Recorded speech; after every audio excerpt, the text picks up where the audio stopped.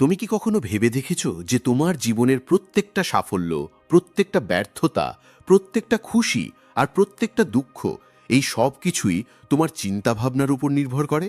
এটা বিশ্বাস করা হয় যে আমাদের চিন্তাভাবনাই আমাদের ভবিষ্যৎ গড়ে তোলে। তুমি পৃথিবীর সবচেয়ে ধনী মানুষ হতে চাও বা নিজের জীবনে শান্তি খুঁজে পেতে চাও, তার শুরুটা একটাই জায়গা থেকে হয়, তোমার মাইন্ডসেট।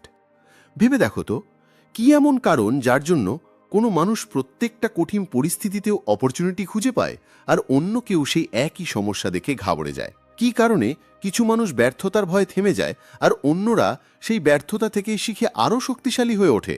পার্থক্যটা হলো তাদের চিন্তাভাবনায়, তাদের মাইন্ডসেটে।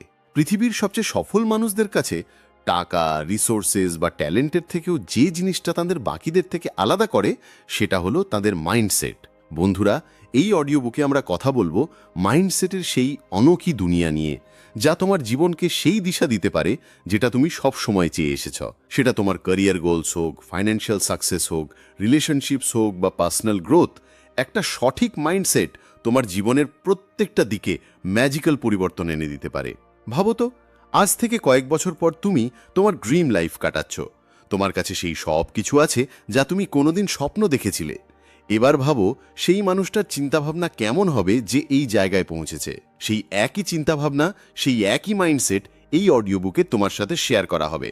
আমরা তোমাকে বলবো কিভাবে তুমি তোমার ভাবনার ধরন বদলাতে পারো, কিভাবে নিজের লিমিটিং বিলিভসগুলোকে চিনে সেগুলোর থেকে মুক্তি পেতে পারো, আর কিভাবে নিজেকে সেই মানুষটা বানাতে পারো যে প্রত্যেকটা কঠিন পরিস্থিতির মুখোমুখি হাসি মুখে করে। কিন্তু শুধু জানলেই কিছু হবে না, তোমাকে এটা নিজের জীবনে অ্যাপ্লাই করতে হবে।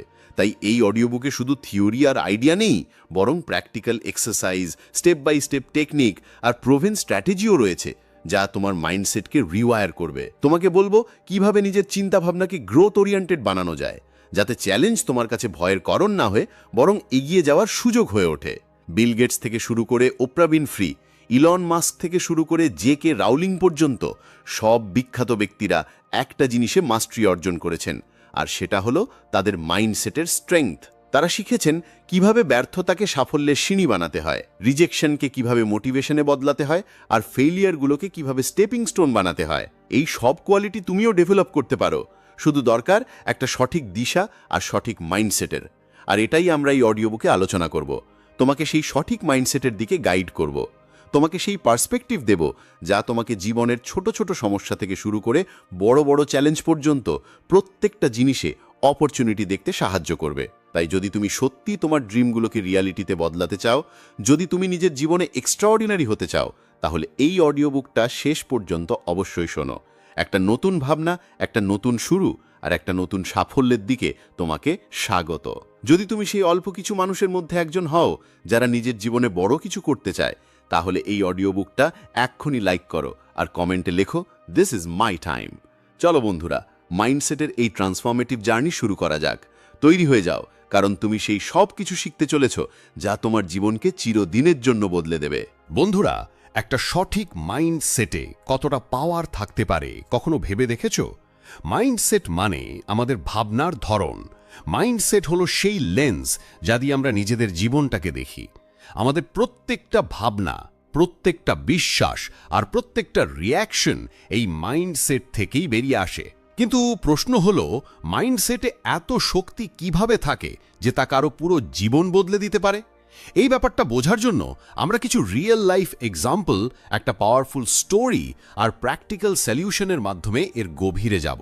বন্ধুরা, অ্যাপলের কো-ফাউন্ডার স্টিভ জবসের মাইন্ডসেট একটা অসাধারণ এক্সাম্পল যে কিভাবে একটা আলাদা দৃষ্টিভঙ্গি কোনো মানুষকে পৃথিবীর সবচেয়ে ক্রিয়েটিভ আর সাকসেসফুল মানুষদের মধ্যে একজন করে তুলতে পারে। যখন 1985 সালে জবসকে তার নিজের তৈরি করা কোম্পানি থেকেই বের করে দেওয়া হয়েছিল, তখন সেটা তার জন্য একটা অনেক বড় ধাক্কা ছিল। যে কোনো মানুষের জন্য এই পরিস্থিতি খুব পেইনফুল হতে পারত, কিন্তু জবস এটাকে ফেলিয়ার হিসেবে দেখেননি, বরং একটা নতুন চান্স হিসেবে নিয়েছিলেন। জবস সে সময় বলেছিলেন, it freed me to enter one of the most creative periods of my life. এর মানে হলো, তিনি এই কঠিন সময়টাকে একটা অপরচুনিটি হিসেবে দেখেছিলেন, আর এই দৃষ্টিভঙ্গি তাকে পিক্সার আর নেক্সটের মতো আইকনিক কোম্পানি তৈরি করতে সাহায্য করেছিল। অবশেষে অ্যাপলও বুঝতে পেরেছিল যে তাদের ভিশনারি লিডার ছাড়া তারা এগোতে পারবে না, আর কয়েক বছর পর জবসকে অ্যাপলে ফিরিয়ে আনা হয়। বন্ধুরা, এ থেকে আমরা কি শিখতে পারি? এ থেকে আমরা এটাই শিখি যে যদি জবস ভাবতেন তার জীবন শেষ হয়ে গেছে, তাহলে হয়তো অ্যাপল, পিক্সার আর আইফোনের মতো জিনিসগুলো কোনো দিনও পৃথিবীর সামনে আসতো না। তার মাইন্ডসেট তাকে সেই ফেলিয়ারের মধ্যেও একটা নতুন শুরুর সুযোগ করে দিয়েছিল। যখন আমরা চ্যালেঞ্জগুলোকে সুযোগ হিসেবে দেখতে শিখি, তখনই মাইন্ডসেটের আসল শক্তিটা চোখে পড়ে। বন্ধুরা, একটা পুরনো গল্প আছে যা তোমাকে মাইন্ডসেটের আসল শক্তি বোঝাতে পারবে। একদিন এক দাদু তার নাতিকে জীবনের একটা অনেক বড় শিক্ষা দিচ্ছিলেন। তিনি বললেন, আমাদের সবার ভেতরে দুটো নেকড়ে থাকে। একটা নেকড়ে নেগেটিভিটি, ভয় আর হিংসায় ভরা থাকে। অন্য নেকড়েটা পজিটিভিটি, সাহস আর ভালোবাসায় ভরা থাকে। এই দুটো নেকড়ে আমাদের ভেতরে সারাক্ষণ একে অপরের সাথে লড়াই করতে থাকে। নাতিটা কিছুক্ষণ ভেবে জিজ্ঞাসা করল, দাদু, তাহলে শেষ পর্যন্ত জেতে কে? দাদু উত্তর দিলেন, যে নেকড়েটাকে তুমি খাবার দেবে সেটাই জিতবে। এই গল্পটা আমাদের এটাই বোঝায় যে আমাদের জীবনে কোন মাইন্ডসেটটা প্রভাবশালী হবে সেটা নির্ভর করে আমরা কোন চিন্তাকে গুরুত্ব দিই তার উপর। যদি আমরা ভয়, ইনসিকিউরিটি আর নেগেটিভিটিকে প্রশ্রয় দিই, তাহলে আমাদের জীবনে সেটাই ফুটে উঠবে। কিন্তু যদি আমরা সাহস, অপটিমিজম আর গ্রোথের ভাবনাকে আপন করে নিই, তাহলে আমরা জীবনে সেই জিনিসগুলোরই রেজাল্ট দেখতে পাবো। বন্ধুরা, মাইন্ডসেট মূলত দুই ধরনের হয়। প্রথমটা হলো ফিক্সড মাইন্ডসেট আর দ্বিতীয়টা হলো গ্রোথ মাইন্ডসেট। ফিক্সড মাইন্ডসেটের মানুষেরা মনে করে যে তাদের এবিলিটি আর স্কিলগুলো ফিক্সড, অর্থাৎ যা আছে তাই থাকবে। তারা চ্যালেঞ্জকে ভয় পায়, ফেলিয়ার থেকে পালিয়ে যায় আর ক্রিটিসিজমকে খারাপ চোখে দেখে। ফর এক্সাম্পল, যদি কারোর মনে হয় যে সে পাবলিক স্পিকিংয়ে ভালো নয়, তাহলে সে এটা ধরেই নেয় যে সে কোনোদিনও স্কিলে উন্নতি করতে পারবে না। এই ধরনের ভাবনার ফলে তাদের পার্সোনাল গ্রোথ থেমে যায়। অন্যদিকে গ্রোথ মাইন্ডসেটের মানুষেরা বিশ্বাস করে যে তারা যে কোনো স্কিল বা এবিলিটিকে প্র্যাকটিস আর লার্নিংয়ের মাধ্যমে ডেভেলপ করতে পারে। এই ধরনের মানুষেরা চ্যালেঞ্জকে এক্সাইটমেন্টের সাথে ফেস করে, ফেলিয়ার থেকে শেখে আর সবসময় ইমপ্রুভমেন্টের চেষ্টা করে। ফর এক্সাম্পল, মাইকেল জর্ডানকে তার স্কুলের বাস্কেটবল টিম থেকে রিজেক্ট করা হয়েছিল, কিন্তু তিনি হার মানেননি। তার গ্রোথ মাইন্ডসেট তাকে ক্রমাগত ইমপ্রুভ করার জন্য মোটিভেট করতে থাকে, আর আজ তাকে বাস্কেটবলের লেজেন্ড বলে মনে করা হয়। বন্ধুরা, যদি তুমিও নিজের চিন্তাভাবনাকে গ্রোথ মাইন্ডসেটের দিকে বদলাতে চাও, তাহলে আমি কয়েকটা সহজ আর প্র্যাকটিক্যাল স্ট্র্যাটেজি বলতে যাচ্ছি। মন দিয়ে শোনো। বন্ধুরা, প্রথম স্ট্র্যাটেজি হলো সেলফ রিফ্লেকশন। নিজেকে প্রশ্ন করো যে যখন তোমার কোনো পরিস্থিতিতে ফেলিয়ারের মুখোমুখি হতে হয়, তখন তুমি সেটাকে কিভাবে দেখো? তুমি কি এটাকে নিজের দুর্বলতা ভেবে থেমে যাও, নাকি এটাকে একটা ইমপ্রুভমেন্টের সুযোগ হিসাবে দেখো? দ্বিতীয় স্ট্র্যাটেজি হলো লার্নিং ওরিয়েন্টেড গোল সেট করা। নিজের গোল সবসময় আউটকামের উপর ভিত্তি করে রেখো না, সেগুলোকে লার্নিং ওরিয়েন্টেড বানাও। যেমন, আমাকে টপ স্কোরার হতে হবে, এর বদলে এমন গোল রাখো যে আমাকে কনসেপ্টগুলো ভালোভাবে বুঝতে হবে। এতে শেখার উপর ফোকাস থাকবে। বন্ধুরা, তৃতীয় স্ট্র্যাটেজি হলো ক্রিটিসিজমকে ফিডব্যাক হিসেবে নেওয়া। যদি কেউ তোমার ভুল ধরিয়ে দেয়, তাহলে সেটাকে ব্যক্তিগতভাবে নিও না বা ডিফেন্সিভ হয়ে যেও না। সেই ফিডব্যাক থেকে শেখার চেষ্টা করো, কারণ গ্রোথ মাইন্ডসেটে ক্রিটিসিজম তোমাকে ইমপ্রুভ করার প্রথম ধাপ। বন্ধুরা, একটা পাওয়ারফুল মাইন্ডসেট তোমার জীবনকে সেই দিকে নিয়ে যেতে পারে যা তুমি কোনোদিনও কল্পনাও করনি। এর আসল মানে হলো নিজের চিন্তা ভাবনাকে এমনভাবে প্রোগ্রাম করা যাতে তুমি প্রত্যেকটা কঠিন পরিস্থিতিকে একটা নতুন সুযোগ হিসাবে দেখতে পারো। স্টিভ জবস বলতেন, innovation is the ability to see change as an opportunity, not a threat. যদি আমরা এই কথাটা ভালো করে ভাবি, তাহলে বুঝতে পারবো যে মাইন্ডসেটের আসল শক্তি আমাদের ভাবনাকে পজিটিভ আর অপরচুনিটি ওরিয়েন্টেড বানানোর মধ্যেই আছে। তাই মনে রেখো, ভাবনা বদলাও, জীবনটা নিজে থেকেই বদলে যাবে। মাইন্ডসেটকে পাওয়ারফুল আর গ্রোথ ওরিয়েন্টেড বানালে তোমার জীবনের প্রত্যেকটা ছোট বড় সমস্যা তোমার কাছে একটা নতুন সুযোগ হয়ে উঠবে। চলো বন্ধুরা, গ্রোথ মাইন্ডসেট আর ফিক্সড মাইন্ডসেটের মধ্যেকার পার্থক্যটাকে আরও গভীরে বোঝা যাক। আমাদের জীবনে সফলতার সবচেয়ে বড় কারণ হলো আমাদের মাইন্ডসেট, আর বিশেষ করে আমাদের মাইন্ডসেটটা কেমন, গ্রোথ মাইন্ডসেট নাকি ফিক্সড মাইন্ডসেট। এই পার্থক্যটা বোঝার জন্য আমাদের আশেপাশের মানুষদের দেখার দরকার নেই, বরং পৃথিবীর সবচেয়ে সাকসেসফুল মানুষদের গল্পগুলোই আমাদের এটা বিশ্বাস করানোর জন্য যথেষ্ট।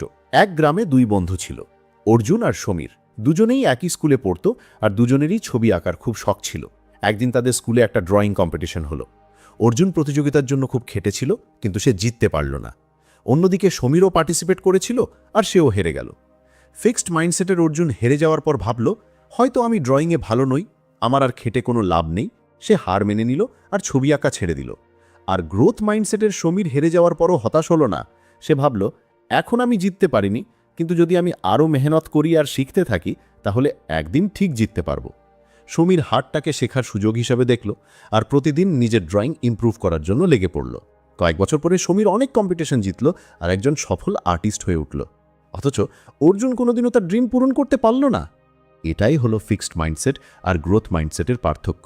বন্ধুরা, কর্নেল স্যান্ডার্সের নাম শুনলেই কেএফসির সুস্বাদু ফ্রাইড চিকেনের কথা মনে পড়ে, কিন্তু তার সাফল্যের গল্প অনেক সংগ্রাম আর রিজেকশনে ভরা। কর্নেল স্যান্ডার্স তার ব্যবসা ৬৫ বছর বয়সে শুরু করেছিলেন, যখন তার কাছে শুধু সোশ্যাল সিকিউরিটি চেক আর একটা ফ্রাইড চিকেনের রেসিপি ছিল। তিনি তার রেসিপি বিক্রি করার জন্য অনেক রেস্তোরাঁর দরজায় ধাক্কা দিয়েছিলেন, কিন্তু হাজারেরও বেশিবার তাকে রিজেক্ট করা হয়েছিল। যদি তার ফিক্সড মাইন্ডসেট থাকতো, তাহলে হয়তো তিনি ধরেই নিতেন যে তার রেসিপিতে কোনো বিশেষত্ব নেই আর হার মেনে নিতেন। কিন্তু তার মাইন্ডসেট ছিল গ্রোথ ওরিয়েন্টেড। তিনি প্রত্যেকটা রিজেকশনকে এক ধাপ এগিয়ে যাওয়ার সুযোগ হিসেবে দেখেছিলেন আর ক্রমাগত চেষ্টা চালিয়ে গিয়েছিলেন। অবশেষে একজন রেস্তোরাঁর মালিক তার রেসিপি অ্যাকসেপ্ট করেন আর সেই রেসিপি কেএফসি হিসেবে সারা বিশ্বে ছেয়ে যায়। কর্নেল স্যান্ডার্সের গ্রোথ মাইন্ডসেট তাকে প্রত্যেকটা কঠিন পরিস্থিতি নতুন এনার্জির সাথে ফেস করার শক্তি জুগিয়েছিল। তার পার্সিভিয়ারেন্স আর গ্রোথ ওরিয়েন্টেড ভাবনা তাকে রিটায়ারমেন্টের বয়সেও গ্লোবাল ফাস্ট ফুড ইন্ডাস্ট্রিতে একটা পরিচিতি এনে দিয়েছিল। বন্ধুরা, এবার চলো জানা যাক যে সর্বোপরি গ্রোথ মাইন্ডসেটকে কিভাবে ডেভেলপ করা যায়, যাতে আমরাও নিজেদের পোটেনশিয়ালকে পুরোপুরি আনলক করতে পারি। সবার আগে এটা জরুরি যে আমরা ফেলরকে একটা লার্নিং অপরচুনিটি হিসেবে দেখি। যখনই কোনো কিছুতে ফেল করবে, তখন এটাকে শেখার একটা চান্স বলে মনে করো। নিজেকে প্রশ্ন করো, আমি এই এক্সপিরিয়েন্স থেকে কি শিখলাম, আর সেই লেসনটাকে এগিয়ে যেতে ব্যবহার করো। যেমন মাইকেল জর্ডান রিজেকশনকে একটা লেসন হিসেবে নিয়েছিলেন আর নিজের খেলা আরও ভালো করার উপর ফোকাস করেছিলেন। এরপর আসে পজিটিভ সেলফ টকের কথা। প্রায় আমরা নিজেদের সম্পর্কে নেগেটিভ কথা ভাবি, যেমন এটা আমার দ্বারা হবে না বা আমি এটাতে ভালো নই। এটা বদলাতে হবে। গ্রোথ মাইন্ডসেটের জন্য এটা জরুরি যে আমরা নিজেদের বলি, এখন পারছি না কিন্তু শিখতে পারবো। পজিটিভ সেলফ টক আমাদের কনফিডেন্স বাড়ায় আর আমরা চ্যালেঞ্জগুলোকে আরও ভালোভাবে ফেস করতে পারি। গ্রোথ মাইন্ডসেটের জন্য লার্নিং ওরিয়েন্টেড গোল সেট করাও একটা জরুরি স্টেপ। সবসময় এমন গোল বানাও যা শুধু রেজাল্টের উপর নয়, বরং লার্নিংয়ের উপর ভিত্তি করে তৈরি।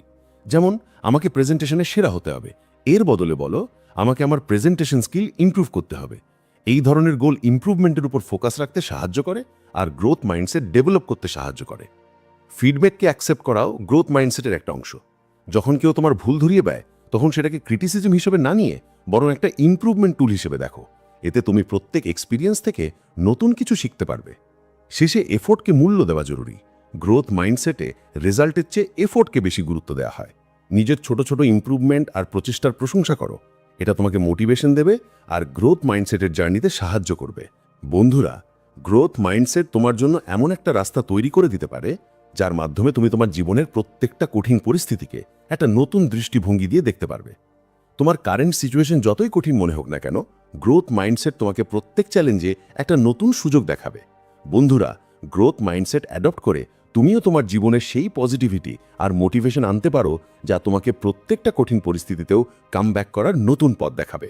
তাহলে এখন প্রশ্ন হলো, তুমি কোন ধরনের মাইন্ডসেট চুজ করতে চাও?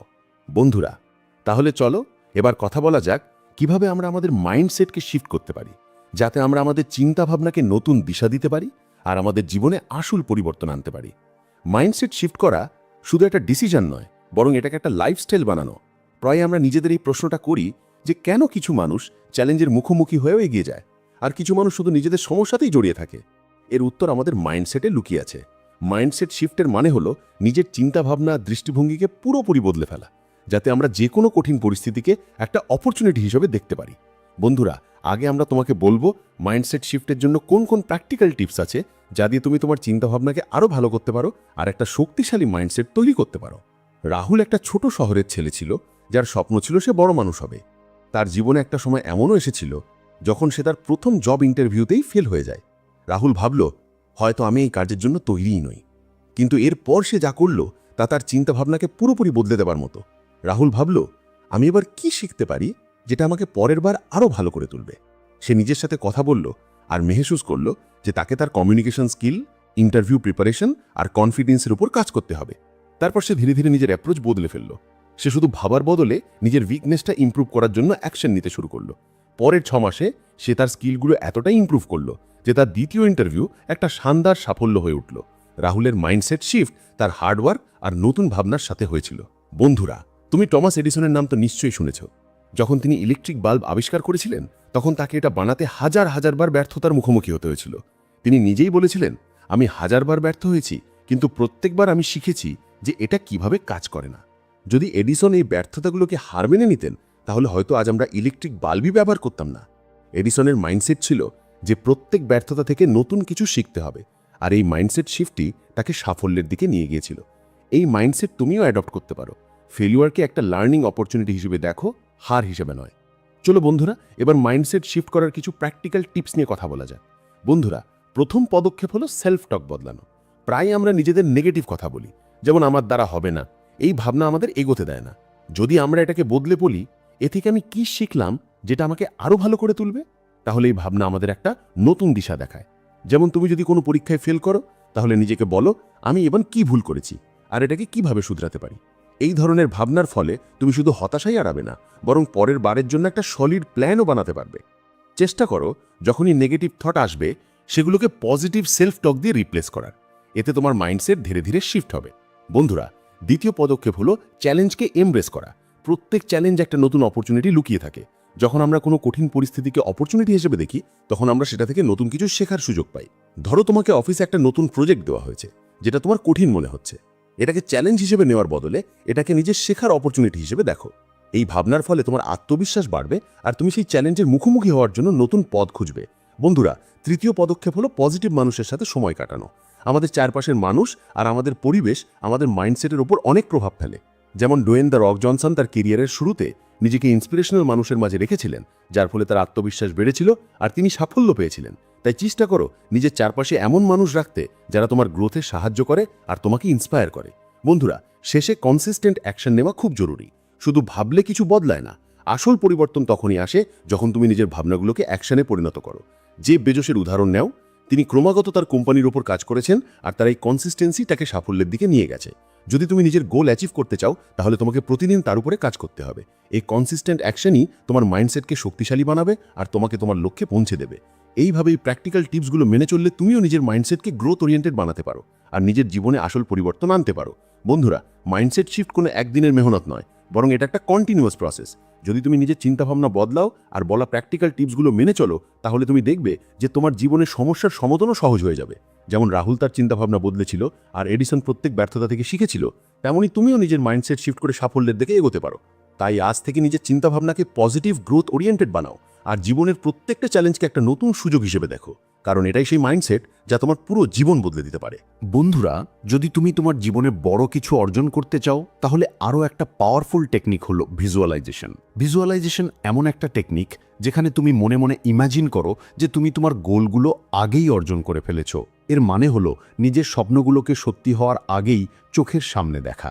যখন তুমি ভিজুয়ালাইজ করো, তখন তুমি নিজের মনে একটা ক্লিয়ার পিকচার তৈরি করো যে গোল অ্যাচিভ হওয়ার পর তোমার জীবন কেমন হবে, তুমি কেমন অনুভব করবে আর তোমার চারপাশের এনভায়রনমেন্ট কেমন হবে। ঠিক যেন একটা সিনেমার মতো নিজের ভবিষ্যৎকে দেখা, যার ফলে তোমার ব্রেইন আর বডি সেই গোলের দিকে কাজ করার জন্য ইন্সপায়ার আর প্রিপেয়ার হয়। এই প্রসেসে তোমার ইমাজিনেশন একটা পাওয়ারফুল টুল হয়ে ওঠে যা তোমাকে তোমার গোলের কাছাকাছি নিয়ে যেতে সাহায্য করে। বন্ধুরা, তুমি কি জিম ক্যারির কথা কখনো শুনেছ? জিম ক্যারি একবার তার একটা ইন্টারভিউতে বলেছিলেন যে কিভাবে তিনি তার সাবকনশিয়াস মাইন্ডকে ভিজুয়ালাইজিং সাকসেস দিয়ে ট্রেন করেছিলেন। জিম ক্যারির কাছে সেই সময় কিছুই ছিল না, কিন্তু একদিন তিনি তার ড্রিম জবের জন্য $10 মিলিয়ন একটা চেক লিখেছিলেন আর নিজের গাড়িতে বসে সেটাকে নিজের সাথে রাখতেন। তিনি ভাবতেন একদিন তিনি ঠিক এই অ্যামাউন্টটাই কোনো সিনেমার জন্য পাবেন। এটা ছিল তার ভিজুয়ালাইজেশন টেকনিক। যখন gym carry 1994-এ Dam and ডামারের shooting করছিলেন, তখন তিনি সেই চেকের ছবিটা মনে করেছিলেন আর সত্যি সত্যি তাকে সেই সিনেমার জন্য $10 মিলিয়ন চেক দেওয়া হয়েছিল। জিম ক্যারির এই গল্প এটাই প্রমাণ করে যে ভিজুয়ালাইজেশনের মাধ্যমে তুমি তোমার ইচ্ছেগুলোকে নিজের সাবকনশিয়াস মাইন্ডে এত গভীরভাবে গেঁথে দিতে পারো যে সেগুলো সত্যি হয়ে যায়। বন্ধুরা, ভিজুয়ালাইজেশন আখের কাজ করে কিভাবে? বন্ধুরা, ভিজুয়ালাইজেশন এমনভাবে কাজ করে যেন আমাদের মস্তিষ্কে একটা দিকে প্রোগ্রাম করা হচ্ছে। যখন আমরা আমাদের গোলগুলোকে মনে মনে ডিটেলের সাথে ইমাজিন করি, তখন আমাদের ব্রেন সেটাকে সত্যি বলে মানতে শুরু করে। ধরো, তুমি নিজেকে একজন সাকসেসফুল পার্সন হিসেবে ভিজুয়ালাইজ করছো। তুমি ইমাজিন করছো যে তুমি কনফিডেন্ট, লোকেরা তোমাকে রেসপেক্ট করছে আর তোমার কাছে সেই জীবনটা আছে যেটা তুমি চাও। এই ভিজুয়ালাইজেশন আমাদের সাবকনশিয়াস মাইন্ডকে সিগন্যাল দেয় যে আমাদের এই গোলের দিকে এগোতে হবে। এইভাবে আমাদের ব্রেন আর বডি সেই জিনিসটা হাসিল করার জন্য কাজ করতে শুরু করে দেয়, যেটা আমরা বারবার নিজের মনে দেখি। অর্থাৎ ভিজুয়ালাইজেশন তোমার চিন্তাভাবনাকে অ্যাকশনে বদলানোর একটা পাওয়ারফুল উপায়। চলো আমরা একটা প্র্যাকটিক্যাল এক্সারসাইজ করি, যার মাধ্যমে তুমি এই ভিজুয়ালাইজেশন টেকনিককে নিজের জীবনে ইমপ্লিমেন্ট করতে পারবে। রোজ রাতে ঘুমানোর আগে একটা শান্ত জায়গায় বসো আর নিজের চোখ বন্ধ করো। এবার নিজের গোলকে ইমাজিন করো। ভাবো তোমার ড্রিম কি? তুমি কি ফাইন্যান্সিয়াল ফ্রিডম চাও, নাকি একজন সাকসেসফুল এন্টারপ্রেনিয়র হতে চাও? এই গোলটাকে নিজের মনে ভিভিডভাবে দেখো। যদি তোমার স্বপ্ন একটা বড় কোম্পানির মালিক হওয়া হয়, তাহলে ইমাজিন করো যে তুমি তোমার অফিসে নিজের টিমকে লিড করছো, ডিসিশন নিচ্ছ আর সাকসেসফুল ডিল করছো। এবার এই ভিজুয়ালাইজেশনের সাথে নিজের ইমোশনসকে যুক্ত করো। ফিল করো যে গোল অ্যাচিভ করার সময় তোমার কতটা খুশি, সন্তুষ্টি আর এক্সাইটমেন্ট হচ্ছে। এই ইমোশনস তোমার সাবকনসিয়াস মাইন্ডকে অ্যাক্টিভেট করে, যাতে সেটা তোমার চিন্তাভাবনাকে তোমার অ্যাকশানে বদলে দিতে পারে আর তোমার গোলকে তোমার রিয়ালিটি বানিয়ে দিতে পারে। এই টেকনিকটা প্রত্যেক রাতে 5 থেকে 10 মিনিটের জন্য প্র্যাকটিস করো। যত তুমি এটা প্রতিদিন করবে, তত তুমি দেখবে যে তোমার মাইন্ডসেটে পরিবর্তন আসছে আর তোমার অ্যাকশানে একটা পজিটিভ শিফট দেখা যাচ্ছে। বন্ধুরা, ভিজুয়ালাইজেশন ততক্ষণ পর্যন্ত প্রভাবশালী হবে না যতক্ষণ না তুমি এর সাথে কনসিস্টেন্ট অ্যাকশন নিচ্ছ। সফলতার কল্পনা করা শুধু শুরুটা। আসল সফলতা তখনই পাওয়া যায় যখন তুমি সেটা অ্যাচিভ করার জন্য হার্ডওয়ার্ক করো আর ফোকাসড অ্যাকশন নাও। প্রতিদিন নিজের ভিজুয়ালাইজ সাকসেসের সাথে অ্যাকশন নাও। যখন তুমি নিজের গোলকে ক্লিয়ার করে নাও আর সেটাকে নিজের ভিজুয়ালাইজেশনে দেখো, তখন তোমার সাবকনশিয়াস মাইন্ড তোমাকে সেই দিকে সঠিক পদক্ষেপ নেওয়ার জন্য ন্যাচারালি ইন্সপায়ার করবে।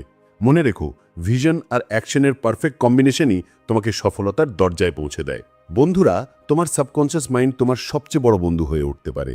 শুধু তোমাকে এটাকে সঠিকভাবে ট্রেন করতে হবে। ভিজুয়ালাইজেশন শুধু একটা মেন্টাল এক্সারসাইজ নয়, বরং এটা একটা পাওয়ারফুল টুল যা তোমার থটস, অ্যাকশনস আর ইমোশনসকে তোমার গোলের সাথে অ্যালাইন করে।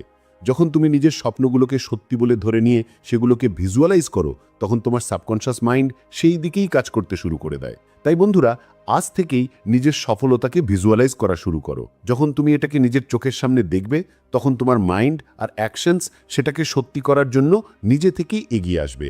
বন্ধুরা, যদি তুমি সত্যি তোমার জীবনে বড় কিছু অর্জন করতে চাও, তাহলে কখনো হার মেনে নিও না। যখন তুমি তোমার জার্নিতে বারবার পড়ো, তখনই আসল শক্তির পরিচয় পাওয়া যায়।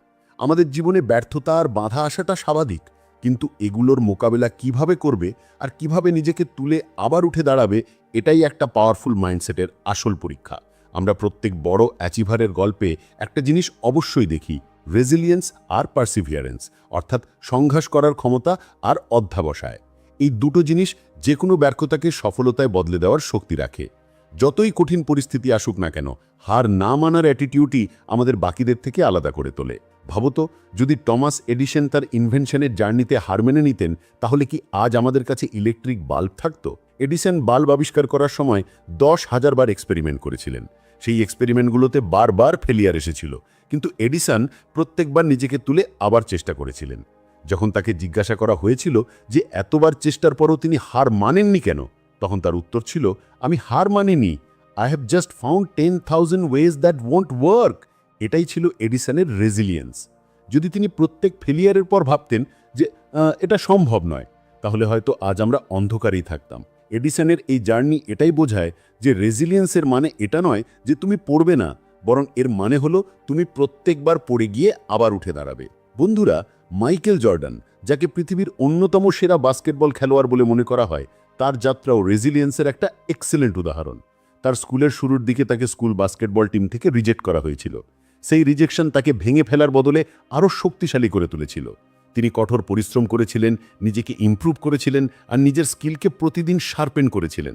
জর্ডান একবার বলেছিলেন যে আমার কেরিয়ারে আমি 9,000-এরও বেশি শট মিস করেছি, আমি প্রায় 300টা গেম হেরেছি, 26 বার আমার উপর বিশ্বাস করা হয়েছিল যে আমি গেম উইনিং শট নেব আর আমি পারিনি। আমি আমার জীবনে বারবার ব্যর্থতার মুখোমুখি হয়েছি, আর ঠিক এই কারণেই আমি সফল। এই অ্যাটিটিউডই তাকে একজন চ্যাম্পিয়ন বানিয়েছিল। তিনি প্রত্যেক ফেলিওরকে একটা নতুন শিক্ষা বলে মনে করতেন আর প্রত্যেকবার নিজেকে আরও ভালো করে তুলতেন। বন্ধুরা, একটা পাওয়ারফুল মাইন্ডসেটের সবচেয়ে ইম্পর্টেন্ট অ্যাসপেক্ট হলো নেভার গিভ আপ। প্রত্যেক মানুষের জীবনে এমন মুহূর্ত আসে যখন সে নিজেকে পরাজিত মনে করে, কিন্তু এই মুহূর্তটাই তাকে আবার উঠে দাঁড়ানোর সবচেয়ে ভালো সুযোগ দেয়। যে কোনো বড় লক্ষ্যে পৌঁছানোর জন্য তোমাকে বারবার পড়তে হবে আর আবার উঠতে হবে। The moment you give up is the moment you let someone else win. অর্থাৎ হার মেনে নেওয়া মানে নিজের ড্রিম আর পরিশ্রম থেকে দূরে সরে যাওয়া। যখন তুমি আরও একবার চেষ্টা করার সিদ্ধান্ত নাও, তখনই তুমি আসল জয়ের দিকে এগিয়ে যাও। বন্ধুরা, এখন প্রশ্ন হলো, এই নেভার গিভ আপ অ্যাটিটিউডকে নিজের জীবনে কিভাবে আনা যায়? চলো কিছু প্র্যাকটিক্যাল সলিউশন জানা যাক, যা দিয়ে তুমি তোমার রেজিলিয়েন্স আর পার্সিভিয়ারেন্সকে আরও শক্তিশালী করতে পারো। সবার আগে ফেলিয়ারকে স্বীকার করো আর তা থেকে শেখো। প্রত্যেক কঠিন পরিস্থিতিকে গ্রোথের একটা অংশ বলে মনে করো, একটা বন্ধ দরজা নয়। যখনই তুমি ব্যর্থ হবে, নিজেকে প্রশ্ন করো যে এ থেকে কি শেখা যেতে পারে। এডিসনের মতো যিনি প্রত্যেক এক্সপেরিমেন্টকে একটা শিক্ষা বলে মনে করতেন, তুমিও নিজের ভুল থেকে শেখো আর সেগুলোর পুনরাবৃত্তি করা থেকে বিরত থাকো। এরপর পজিটিভ সেলফ টক বজায় রাখো। ব্যর্থতার সময় নিজের সাথে পজিটিভ কথা বলা খুব জরুরি। নেগেটিভ সেলফ টক তোমাকে আরও দুর্বল করে তুলবে। তাই নিজেকে বলো যে এটা শুধু একটা লেসন, আমাকে এর থেকে আরও শক্তিশালী হতে হবে আর আমাকে আবার চেষ্টা করতে হবে। এই ধরনের সেলফ টক তোমাকে মেন্টালি আর ইমোশনালি আপলিফট করবে। নিজের লক্ষ্যকে ছোট ছোট স্টেপে ভাগ করে নাও। বড় লক্ষ্যে পৌঁছানোর সফর কঠিন মনে হতে পারে, তাই এটাকে ছোট ছোট মাইলস্টোনে ভাগ করে নাও। যেমন মাইকেল জর্ডান প্রত্যেক প্র্যাকটিস সেশনকে নিজের গেম ইমপ্রুভমেন্টের একটা স্টেপ বলে মনে করতেন, তেমনি ছোট ছোট পদক্ষেপের সাথে এগিয়ে চলো আর প্রত্যেক মাইলস্টোনকে সেলিব্রেট করো। ইন্সপিরেশনাল স্টোরি পড়ো আর নিজের চারপাশে একটা পজিটিভ পরিবেশ বানিয়ে রাখো। রেজিলিয়েন্স আর পার্সিভিয়ারেন্স বাড়ানোর জন্য ইন্সপিরেশন খুব জরুরি। ইন্সপিরেশনাল স্টোরি পড়ো আর এমন মানুষদের সাথে সময় কাটাও যারা তোমাকে এনকারেজ করে। যেমন জিম রন বলেছিলেন যে তুমি সেই 5 জন মানুষের গড় হয়ে যাও যাদের সাথে তুমি সবচেয়ে বেশি সময় কাটাও। তাই পজিটিভ মানুষদের সাথে থাকো যারা তোমার কনফিডেন্স বাড়ায়। এবার শেষে কনসিস্টেন্ট এফোর্ট দাও আর ধৈর্য ধরো। পেশেন্স একটা কি ফ্যাক্টর। প্রতিদিন অল্প অল্প প্রোগ্রেসিভ বড় পার্থক্য তৈরি করে। যদি তুমি কনসিস্টেন্ট থাকো, তাহলে ছোট ছোট সফলতা আসবে যা তোমাকে আরও শক্তিশালী করে তুলবে। এই ছোট ছোট স্টেপগুলো মেনে তুমি নিজের নেভার গিভ আপ অ্যাটিটিউডকে জীবনের অংশ বানাতে পারো আর নিজের প্রত্যেক গোলের দিকে দৃঢ়ভাবে এগিয়ে যেতে পারো। বন্ধুরা, রেজিলিয়েন্স আর পার্সিভিয়ারেন্স ছাড়া পাওয়ারফুল মাইন্ডসেট অসম্পূর্ণ। জীবনে সেটব্যাক আসবে, ফেলিয়ার আসবে, কিন্তু আসল জয় তাদেরই হয় যারা কখনো হার মানে না।